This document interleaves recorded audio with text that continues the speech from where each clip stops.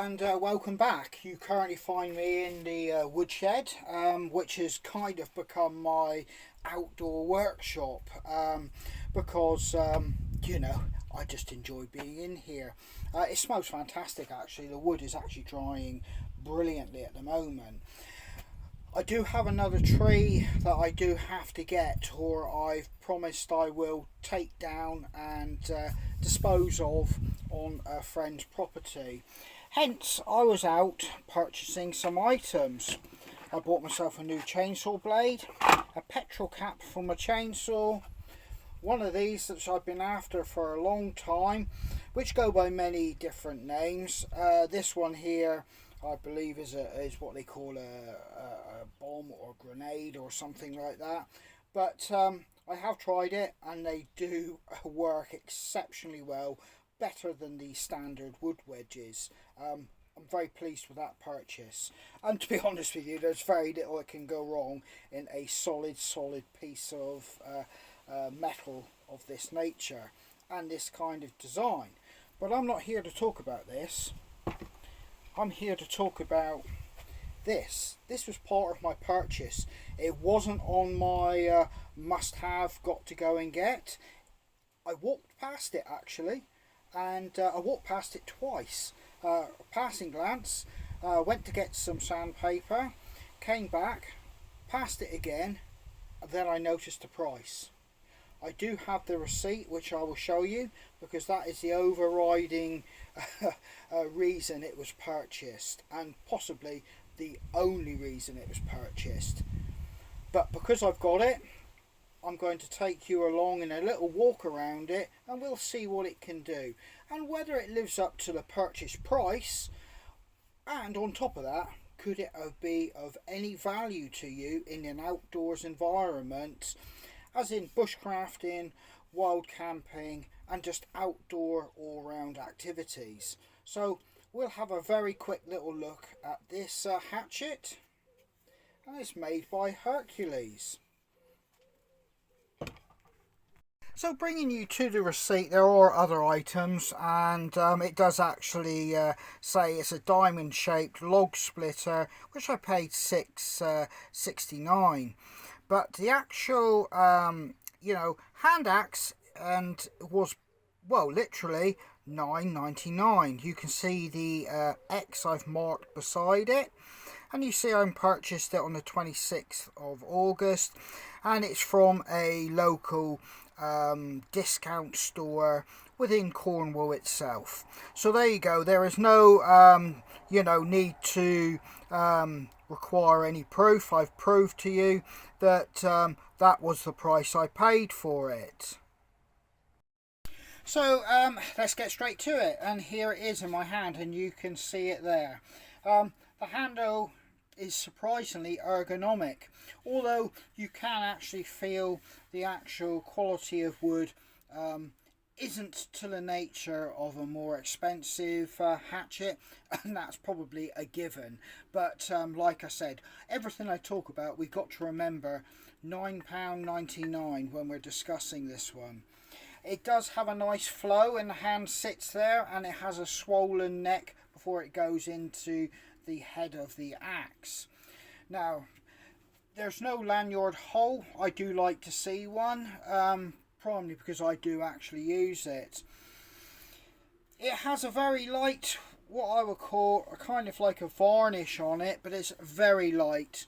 And it also has this, well, garish yellow painted handle. It's very rough.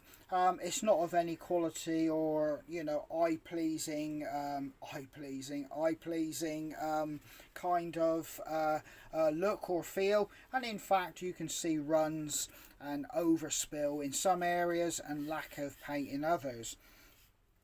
That is pretty much true with the head here. You've got more paint on some areas than others, and it's not of any real quality. But yet again, I'll come back to the price. You're paying £9.99 UK. You do have the batch number sticker there. You have obviously the warning stickers on how to use it and how you should operate this. But the all-important sticker is on this side here. And there you go. That gives us the relevant information about this particular item. Right then, it says it's got a polished and hand ground head, or blade shall I say. Now that's quite important to remember for when we have a look at it in more detail in a moment. But here's the possibly most significant actual figure, which is 1.5 pounds in weight. Now this thing does feel relatively light in the hand, and already you can feel that this is not going to be of any real use in substantial wood processing, but that's probably a given because we're dealing with a hatchet anyway. But and of this price range, it's got the maker, which is Hercules. Work safely, wear gloves. Now this actual head has the actual pins in there, if you can see that, which have been hammered in place, but you can see slight gaps in the wood in various parts, and we'll find out whether that will play any significant downward role or play to the actual handle and the actual head as a secure fitting. It also has that, which you might just see there, it isn't flush, and you'd probably get that flush with a more expensive item, but yet again we will see if that makes any difference in a moment when we try processing any wood. Now you can clearly see what the actual profile of this particular head of the axe is, and yet again this one isn't actually designed for splitting, as you can see, because it goes into a very thin flute. It's more for processing rather than splitting. So with that in mind, you can have a look at the actual blade itself. Now we did say that it was polished and hand ground. Well, I'll be blatantly honest with you, the hand ground doesn't really account for much where this actual axe head is concerned. Take that for what it's worth. As you can see, there are flatter, and on this particular piece here it is almost flat, just this bit before it rolls over into a half-hearted kind of grind. You may see that better there, but I'm going to try it as it is, straight out of the shelf, as you say, and I'll just see what it can do. Obviously myself going out into the woods and forests, I'm going to put my own edge and sharpen this. But I'm coming back to that point, $9.99. If I can achieve an edge on this and it stays for a reasonable quality of time, and it gives me some good service, that price should make all these deficiencies kind of livable. Right, as for dimensions, if we put this at the tip of the handle to the axe head, it's 15 inches thereabouts, and the blade itself is around 3.5 inches, and the head 2.25. Right then, it actually does also state that it's drop forged. Now drop forged is generally taken as some sort of indication to quality of the actual metal or the process which the metal has been subjected to. I obviously cannot verify that myself, but you know, it is stated on the sticker of, you know, the information on it there. This is my current woodland throwabout, just out and about hatchet.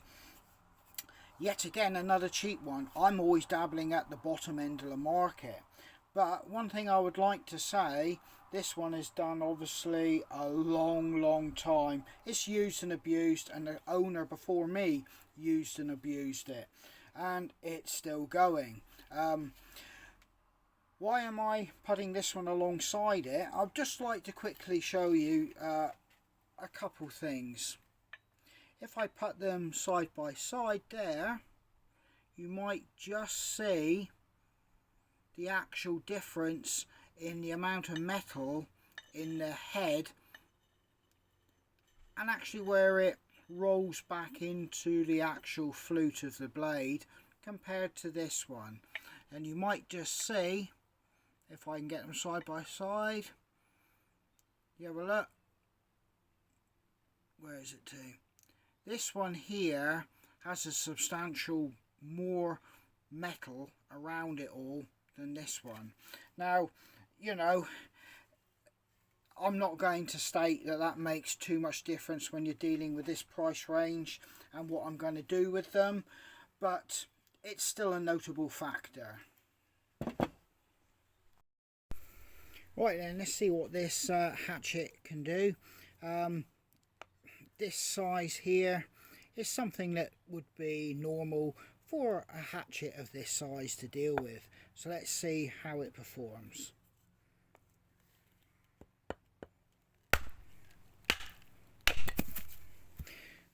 Well, it cut through that, you know, not too big a deal, not too many problems.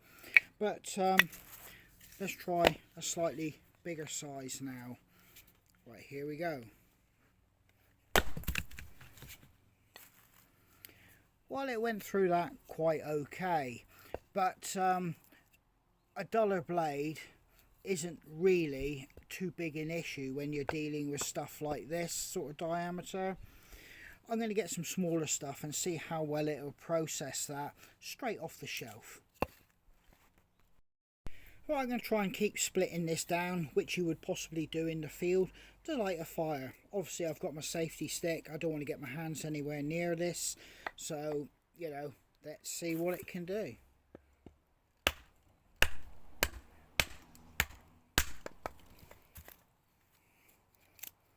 Well, I ran into a knot, and without giving it a fair whack, that kind of blunt blade didn't really help me out there.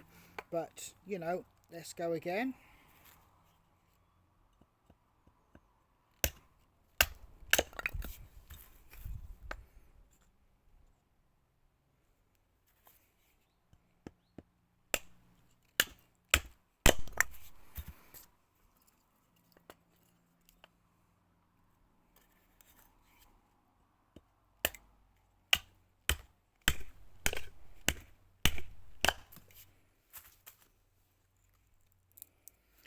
Well, that didn't go through that bit there. It caught the knot and it bent it rather than cut through it.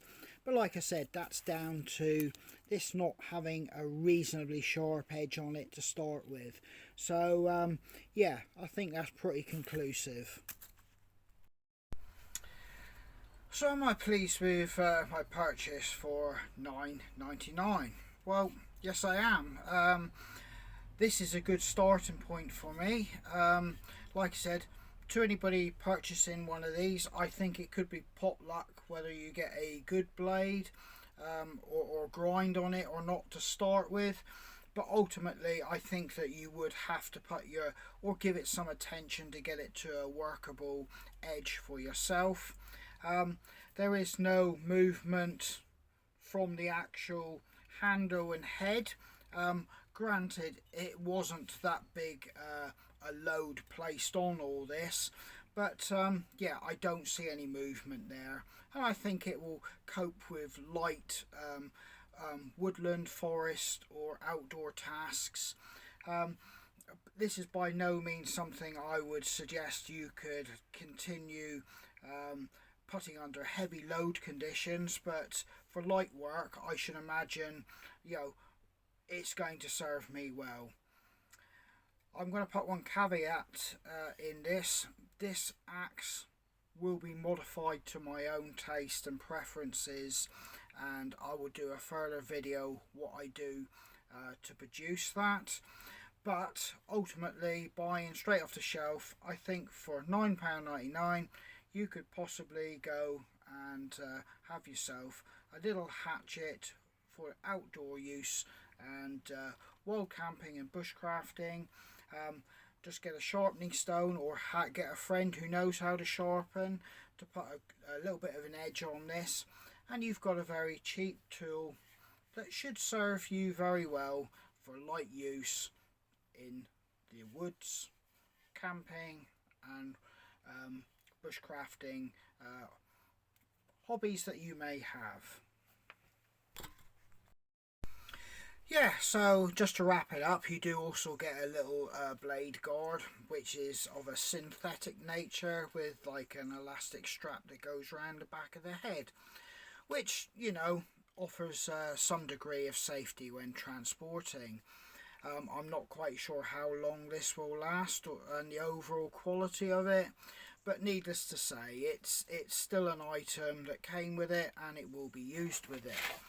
Now, I hope you kind of enjoyed that and got the full measure of basically a dirt cheap hatchet. I would have never purchased it if it was even just a few more pounds than that. Quite simply, this here has cost me less than what a portion of fish and chips and a can of pop would, and that would be gone within, you know, 20 minutes, and you know, that's your money gone. This here has the potential, you know, for £9.99 to stay with me for many years if it's looked after and used in the correct manner, and, you know, not placed under any heavy load. So yes, I'm quite pleased with that. I've got a lot of things coming up. I've got my river journey to do, which I'm going to follow from a stream right the way through to a small river down to a big arterial river. That's going to be, and it will have to be conducted quite stealthy, because I will be crossing multiple bits of land that is owned by, you know, landowners. I'm not there to do anything other than just follow the river, but ultimately, you know, it's going to have to be done relatively stealthily. So I've got that coming up. I've got wild camping coming up. I've also got some bushcrafting.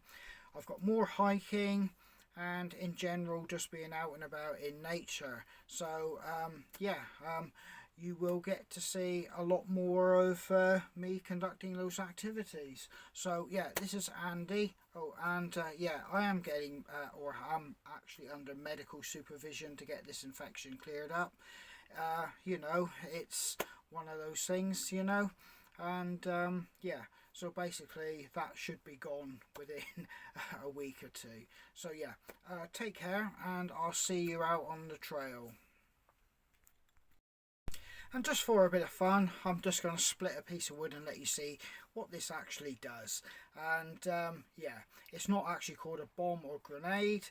On the receipt, it's a diamond shaped log splitter. So let's go and see what this can do as a little bit of a bonus at the very end of the video.